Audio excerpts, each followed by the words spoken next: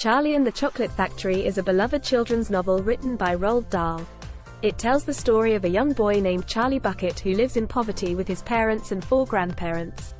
One day, he hears about a golden ticket contest being held by the reclusive and mysterious candy maker, Willy Wonka, and sets his sights on finding one of the 5 tickets hidden inside chocolate bars.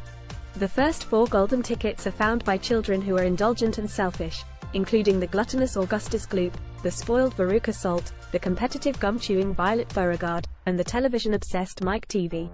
However, Charlie's good nature and determination lead him to find the 5th and final golden ticket. When Charlie and his grandpa Joe arrive at the chocolate factory, they discover a world of wonder and magic.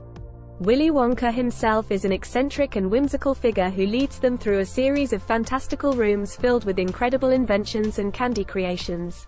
Along the way, the other children are eliminated one by one due to their vices and flaws. Charlie proves himself to be kind and selfless throughout the journey, and ultimately becomes the last child standing. As a reward, Willy Wonka offers to make him the new owner of the factory and reveals that the entire contest was actually a test to find an heir who was worthy of the responsibility.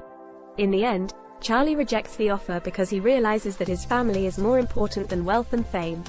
Instead, he asks Willy Wonka to allow his family to live in the factory and work alongside the Oompa Loompas, the magical workers who assist in the production of candy.